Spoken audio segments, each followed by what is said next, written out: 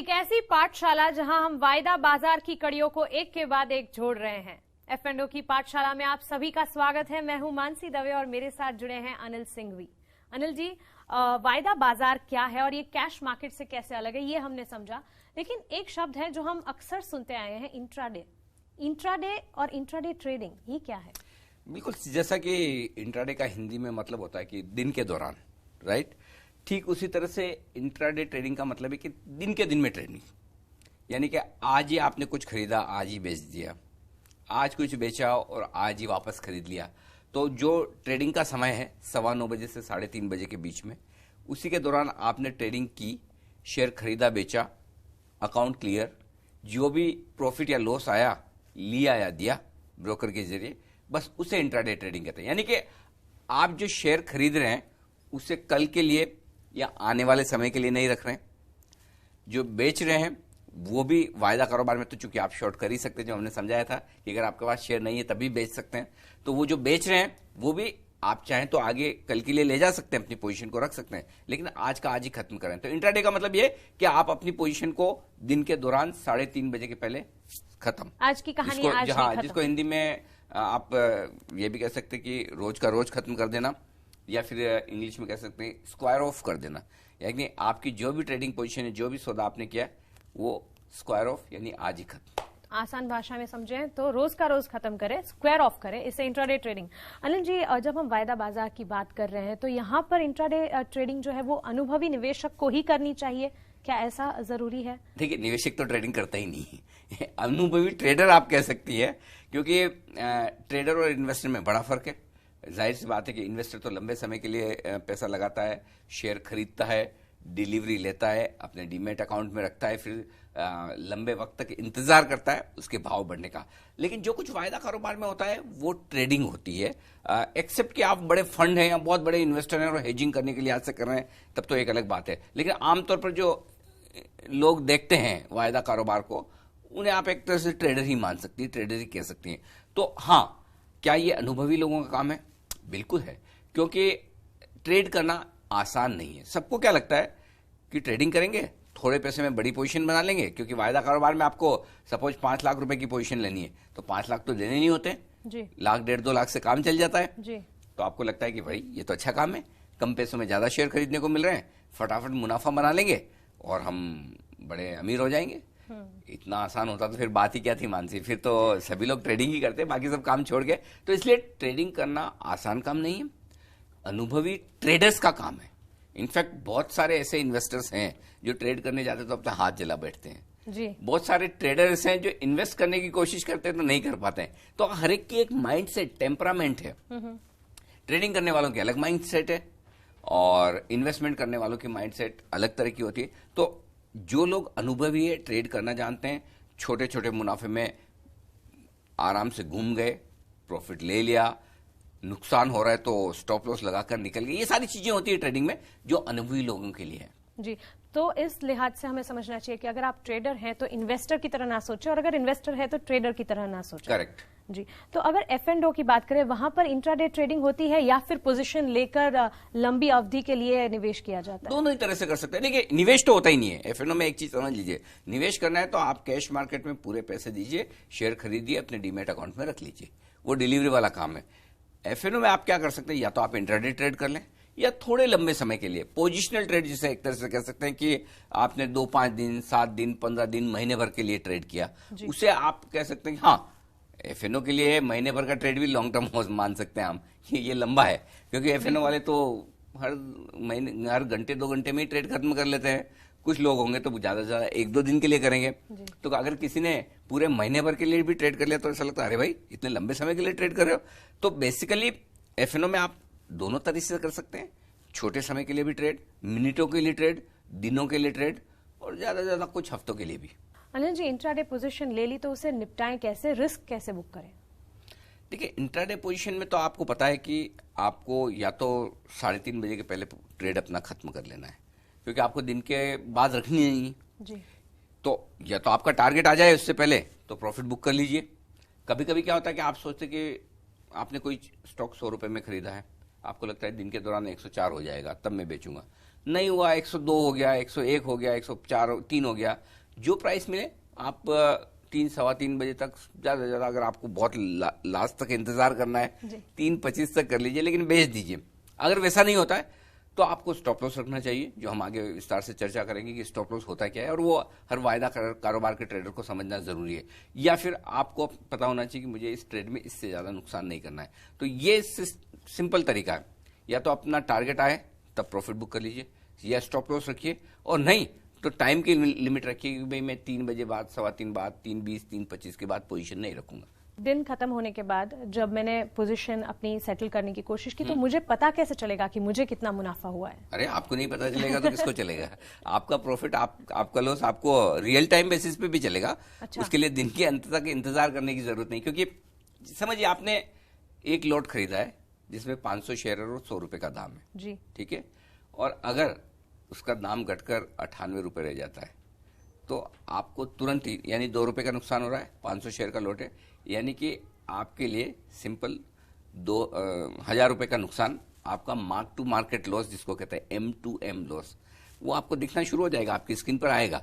और अगर आप अपनी पोजीशन को खत्म करते हैं तो आपके लिए दिन के अंत में भाई आपका 2000 रुपए का नुकसान हो गया। इसके विपरीत अगर आपने 4 रुपए ऊपर बेचा है तो आपके लिए उसी तरह से 2000 रुपए का प्रॉफिट हो गया। अगर आपने 2 रुपए नीचे बेचा तो 1000 रुपए का नुकसान हो गया। तो बेसिकली आपको बिल्कुल आराम से पता चलेगा, लाइव भी आपने पोजीशन ले ली और आपने नुकसान बुक नहीं किया या प्रॉफिट बुक नहीं किया, तब भी आपको मार्क टू मार्केट बेसिस पे भी पता चलेगा। और जैसे आपने ट्रेड खत्म किया दोनों तरफ का जी, तो आपका जो मार्क टू मार्केट प्रॉफिट या लॉस होता है वो तब तक होता है जब तक आपकी ट्रेडिंग पोजीशन खुली है। जैसे आप अपनी ट्रेडिंग पोजीशन बंद कर देते हैं, खत्म कर देते हैं, उसे बुक्ड प्रॉफिट या बुक लॉस कह देते हैं। तो चलिए, इंट्राडे ट्रेडिंग के बारे में हमने समझा, इसमें प्रॉफिट या लॉस कैसे बुक करना है इसके बारे में समझा। आगे चलकर ऐसे ही किसी इंटरेस्टिंग फैक्ट के बारे में हम समझेंगे। नमस्कार।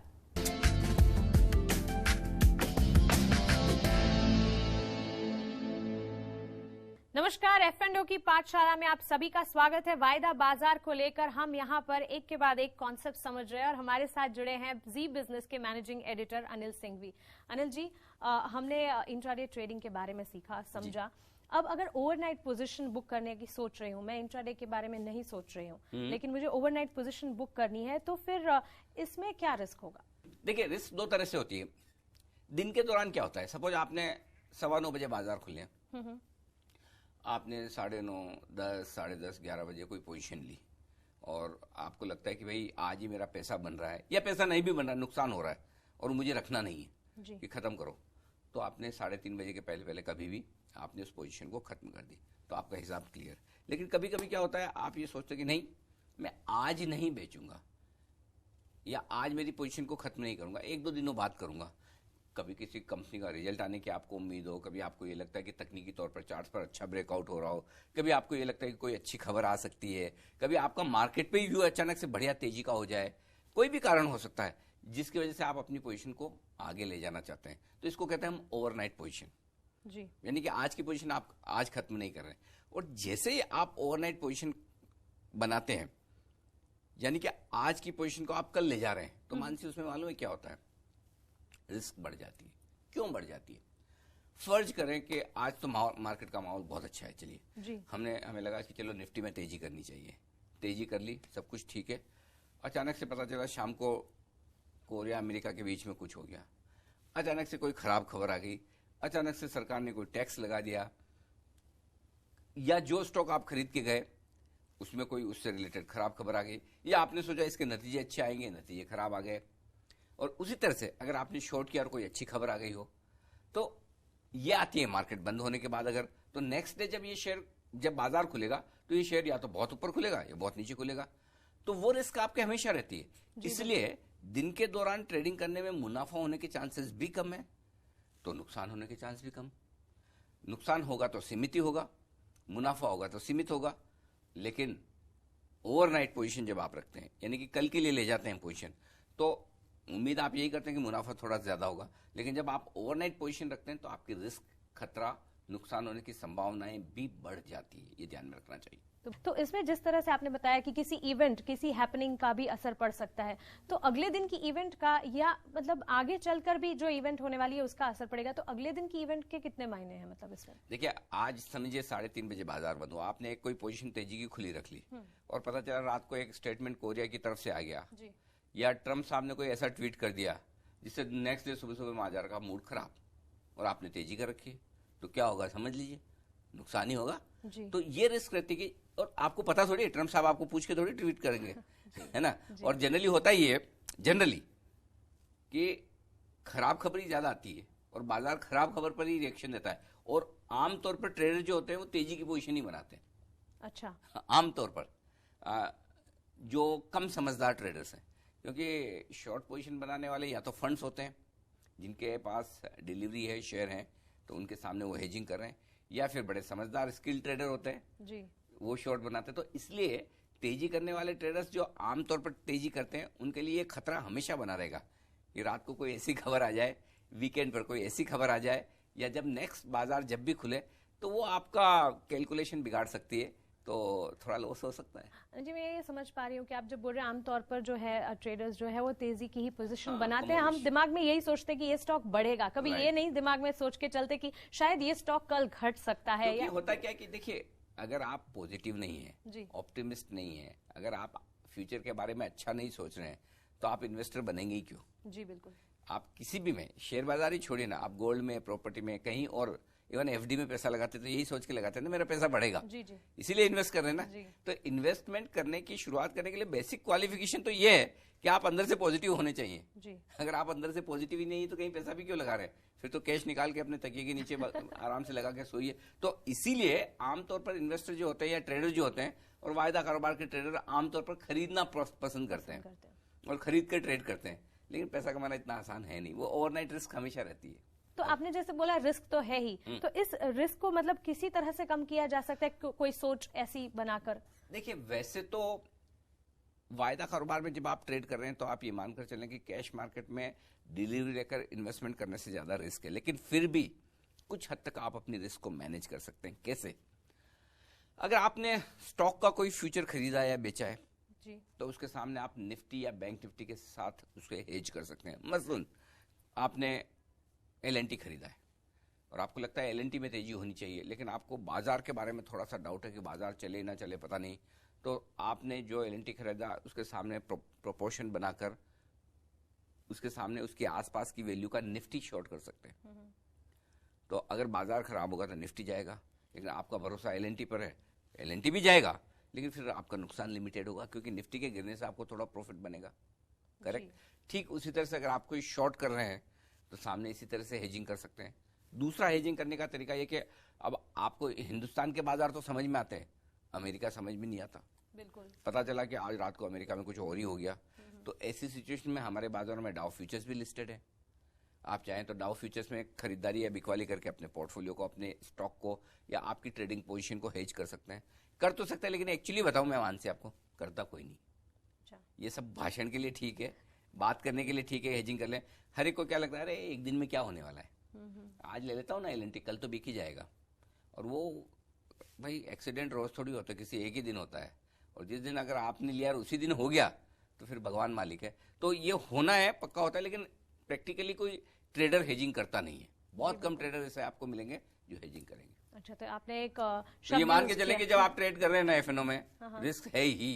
और अगर इंटरनेशनल मार्केट्स के बारे में जानना है तो सुबह सुबह जो आपके इंटरनेशनल आप क्यूज देते हैं वो सुन के भी हम बता तो ठीक है, उससे डायरेक्शन मिल जाएगा कब क्या करना है, लेकिन रात भर में जो हुआ उसका क्या करोगे, वो रिस्क तो हमेशा रहेगी। अनिल जी, आपने एक वर्ड यूज किया है यहाँ पर, हेजिंग।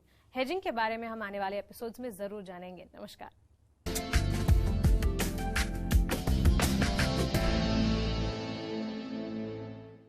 नमस्कार, एफ&ओ की पाठशाला में आप सभी का स्वागत है। यहाँ आपको मिलेंगे वायदा बाजार से रिलेटेड हर मुश्किल सवाल के जवाब। मैं हूं मानसी दवे और मेरे साथ जुड़े हैं जी बिजनेस के managing editor Anil Singhvi. Anil ji, trade पर लक्ष्य क्या रखना चाहिए? टारगेट जी, ज्यादा से ज्यादा जितना कमा पाओ पूरा लूट लो एक ही दिन में। लेकिन वैसे सुना तो है टारगेट ये रखे, टारगेट वो रखे, लेकिन इसमें माइंडसेट किस तरह से बनाया जाए? ये सबसे मुश्किल काम है, और ये काम इसलिए मुश्किल है कि हर आदमी का अपना अपना अलग तरीका होता है ट्रेड करने का और टारगेट रखने का। तो अगर आप एक ट्रेडर ऐसे हैं जो अंदाज से ही ट्रेड कर रहे हैं जी, कि ये ले लेता हूं बढ़ जाएगा, तो फिर आपको अंदाज से निकलना है। आप ऐसे ट्रेडर हैं जो टेक्निकल्स चार्ट्स देखकर या किसी चार्टिस्ट की सलाह पर कर रहे हैं, राइट, तो फिर आपको वो देखना होगा कि चार्ट पर क्या लेवल्स आ रहे हैं, स्टॉक कहां तक जा सकता है, पहला लेवल क्या है, दूसरा क्या है, तीसरा क्या है, अलग अलग लेवल्स होते हैं, तो वो लेवल्स आप रख सकते हैं। तो बेसिकली इसका कोई फॉर्मूला नहीं है। अगर आप बिना किसी फॉर्मूले के, बिना किसी स्टडी के अंदाज से ट्रेड कर रहे हैं तो फिर आपको अंदाज से निकलना। बहुत सारे लोग होते हैं, अच्छा 101 में ले ले, 103 में डाल दे, वाह ठीक है मुझे इतना ही कमाना है। कुछ चार्टिस्ट होंगे कि अरे ये 101.50 के ऊपर निकलेगा तब ये चार्ट पे बाय सिग्नल आ जाएगा, मैं तब खरीदूंगा, तब मेरा 100 रुपए का स्टॉप लॉस है, 104 रुपए 75 पैसे का टारगेट है, तो वहां मैं बुक करूंगा। तो ये डिपेंड इस बात पर करता है कि आप ट्रेडिंग किस तरीके से कर रहे हैं। पॉइंट सिंपल है मानसी, अगर आप चार्ट देखकर कर रहे हैं, किसी और की सलाह पर कर रहे हैं, अपनी खुद की गट फीलिंग अपने मन से कर रहे हैं, जिसकी भी सुन के आप कर रहे हैं उसे फॉलो जरूर करें। ओके, मतलब आप एक किसी भी तरह से आप अगर निवेश कर रहे हैं, लेकिन टारगेट, एक लक्ष्य को दिमाग में जरूर रखा जाए। टारगेट की तो बात हो गई। स्टॉप लॉस एक ऐसा वर्ड है जो स्टॉप लॉस भी हम सुनते हैं, इसके फायदा, मतलब स्टॉप लॉस रखने के फायदे क्या है? स्टॉप लॉस से नुकसान है, जैसे आपका स्टॉप लॉस ट्रिगर हो गया यानी कि नुकसान पक्का, लेकिन फिर भी ये फायदे का सौदा है। क्यों? क्योंकि एक तरफ आप कहेंगे अरे स्टॉप लॉस लगाया, नुकसान हो गया, तो फायदा कैसे हुआ? हो सकता है आपका नुकसान अगर आप स्टॉप लॉस नहीं लगाते तो बहुत ज्यादा भी हो सकता था। अब स्टॉप लॉस क्या है वो समझ लीजिए। आपने कोई भी ट्रेडिंग पोजीशन ली और वो ट्रेडिंग पोजीशन, सपोज आपने कोई शेयर 100 रुपए में खरीदा इस उम्मीद में कि 105 हो जाएगा, और ज्यादातर केस में ऐसा होता ही है कि जो आप सोचे वैसा नहीं होता, उसका उल्टा होता है। तो आपको सौदा करते वक्त ये दिमाग में बिठा लेना है कि इस ट्रेड में मुझे इससे ज्यादा पैसा नहीं तोड़ना है, इससे ज्यादा नुकसान नहीं करना है। वो इन टर्म्स ऑफ प्राइस हो सकता है, इन टर्म्स ऑफ मनी हो सकता है। प्राइस कैसे? कि मैंने 100 रुपए में शेयर खरीदा, 98 या 97 के नीचे जाएगा तो मैं बेच दूंगा। इन टर्म्स ऑफ मनी हो सकता है कि भाई मुझे इस एक ट्रेड में 25,000, 50,000 या लाख रुपए से ज्यादा का या 5,000 रुपए से ज्यादा का नुकसान नहीं करना है। जो भी आपका अमाउंट हो वो आप डिसाइड कर लीजिए, और उस प्राइस के नीचे जाए तो सिस्टम में एक फैसिलिटी है स्टॉप लॉस डालने की। ओके, यानी कि आप कोई भी ट्रेड करें, एक आप ऑर्डर पंच कर सकते हैं कि अगर ये शेयर 98 रुपए पर ट्रेड हो जाए या इसके नीचे ट्रेड होने लगे तो मेरा स्टॉक बिक जाए। तो स्टॉप लॉस से ये फायदा है, एक तो ये कि आपको पता है कि मेरा नुकसान इतना ही होना है। दूसरा, एक कई बार क्या होता है कि अचानक से शेयर बहुत गिर जाता है, बहुत बढ़ जाता है, तो आपकी जो पोजीशन है उस पोजीशन के विपरीत अगर शेयर चलने लगे तो आपका नुकसान लिमिटेड हो। तो आपको ट्रेड करना आए या ना आए मानसी, वो इंपॉर्टेंट नहीं है। इंपॉर्टेंट सबसे ज्यादा वायदा कारोबार के ट्रेडर्स के लिए है आपको स्टॉप लॉस लगाना और उसे डिसिप्लिन से फॉलो करना, ये पहले सीखना चाहिए। अच्छा, तो ये कह सकते हैं रिस्क लेना सही है, लेकिन जितना रिस्क हम लेना चाहते हैं वो स्टॉप लॉस और टारगेट से डिराइव होना चाहिए कि आपको कितनी रिस्क लेनी है, ये पहले पता कर लीजिए हर एक ट्रेड में, और उस ट्रेड में फिर उतना आपको डिसिप्लिन से लगाना ही लगाना है। क्योंकि क्या होता है मैं बताऊं आपको, अगर एक आपने सोचा कि 100 का 98 हो जाएगा तो मैं स्टॉप लॉस लगा लूंगा, लेकिन सिस्टम में डालते नहीं है, आएगा तब देखूंगा ना, फिर आपको देखता थोड़ी देर और इंतजार करूं, पता चला वो 98 से 96 हो गया, 95 हो गया, फिर धीरे धीरे जब वो लॉस बढ़ने लगता है ना तो ट्रेडर क्या सोचता है, अरे वापस ऊपर आएगा, कभी तो आएगा। वो फिर 100 वाला 90, 90 वाला 85, 85 वाला 80 कब हो जाता पता नहीं चलता। तो जो काम आपका 2 रुपए के नुकसान में हो सकता था, अगर आपने सिस्टम में स्टॉप लॉस डाल दिया होता, उसकी जगह 20 रुपए भरने पड़ते हैं, और तब वो जो नुकसान होता है बहुत भारी भरकम होता है। जैसे कि आपने बताया 100 का 98 हो जाएगा तब मैं स्टॉप लॉस डालने के बारे में सोचूंगा। अगर मैं लंबी अवधि के लिए निवेश करने की सोच रही हूँ कि चलिए मैं अभी ऑन ए लॉन्ग टर्म 1 या 2 दिन के लिए नहीं, ऐसा ट्रेड, हाँ, निवेश नहीं, ट्रेड अगर मैं ट्रेड करने के लिए, F&O है तो हम सिर्फ ट्रेड करेंगे, अगर मैं ट्रेड करने के बारे में सोच रही हूँ तो किस लेवल पर मुझे स्टॉप लॉस लगाने के बारे में सोचना चाहिए? तुरंत ही लगा लेना चाहिए स्टॉप लॉस? हाँ, मैं वही बोलूँ, स्टॉप लॉस तो पहले डालना चाहिए, बाद में ट्रेड करना चाहिए। कई बार तो लोग ऐसा बोलते हैं। स्टॉप लॉस क्यों लगाना चाहिए? देखिए, और एक और चीज इसमें ये भी मान से समझने वाली कि दिन के दौरान तो आपको पता है कि आपने ये स्टॉप लॉस डाल दिया करें। कई बार क्या होता है कि आप जब ओवरनाइट पोजीशन रखते हैं, अगले दिन के लिए ले जाते हैं, तो किसी दिन बड़ा गैप से ऊपर या नीचे स्टॉक खुल सकता है या इंडेक्स खुल सकता है, और आपको अचानक से जितना आपने सोचा उससे ज्यादा नुकसान भी हो सकता है। तो वायदा कारोबार की रिस्क यही है कई बार आप सोचते हो कि ठीक है मैंने 2% का स्टॉप लॉस दिमाग में रखा हुआ है, लेकिन नेक्स्ट डे अचानक से बहुत ही ऊपर नीचे खुल गया और वो ट्रिगर नहीं हुआ तो ज्यादा नुकसान भी हो सकता है। तो स्टॉप लॉस कितना रखना चाहिए ये हर एक इंडिविजुअल पे डिपेंड करता है जी, कि आपने क्या सोचकर ट्रेडिंग पोजीशन बनाई है, क्या सोचकर आप उस स्टॉक में पोजीशन होल्ड करना चाहते हैं, कितना टारगेट रखना चाहते हैं, कितना स्टॉप लॉस रखना चाहते हैं। ये हर एक अलग अलग, एक ही पोजीशन में आपका स्टॉप लॉस टारगेट अलग हो सकता है, मेरा अलग हो सकता है, किसी और का और अलग हो सकता है। अनिल जी, ये स्टॉप लॉस जो है इसको हम बार बार बदल सकते हैं, और अगर बदल सकते हैं तो उसे बदलना चाहिए। जितनी बार चाहें बदल दीजिए। आपका अगर स्टॉप मेरी लॉस गट है, फीलिंग मुझे कहती है हाँ, कि हाँ, यहाँ पे आपका- बढ़ेगा और या हम कई बार एक शब्द का इस्तेमाल करते हैं और उसको कहते हैं ट्रेलिंग स्टॉप लॉस। जी, ट्रेलिंग स्टॉप लॉस क्या है? ट्रेलिंग मतलब ट्रेल करते रहे, यानी पीछे पीछे चलते रहे, जी, उसको ट्रेल करना कहते हैं। स्टॉप लॉस तो पता ही है आपको। वो कब होता है? जब आपने कोई ट्रेडिंग पोजीशन ली और वो आपके फेवर में, सपोज आपने कुछ खरीदार बढ़ रहा है वो, या आपने कुछ बेचा है और वो घट रहा है, तो आपको पैसा बन रहा है, आपका कॉन्फिडेंस बढ़ जाता है।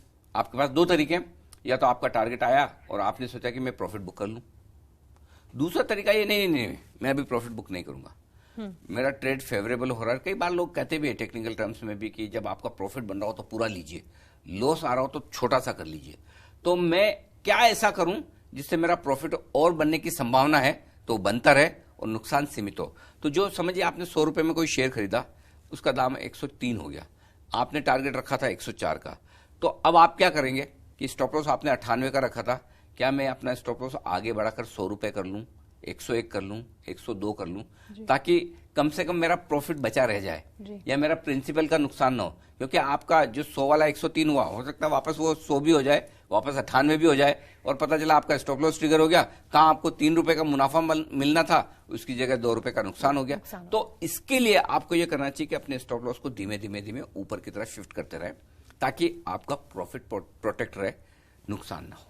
अच्छा, और चाहे लॉन्ग टर्म हो या शॉर्ट टर्म हो, उससे टारगेट कोई और फर्क स्टॉप लॉस मेंटेन हाँ, करके आपके टारगेट चलना आपको बदलने बदलिए, टारगेट नहीं बदलने तो स्टॉप लॉस बदलती चलिए। तो टारगेट और स्टॉप लॉस वायदा बाजार के एक अहम नियम है, ये हमने इस बार जाना। आगे ऐसे ही कॉन्सेप्ट्स लेके आएंगे, आप बने रहे हमारे साथ। नमस्कार।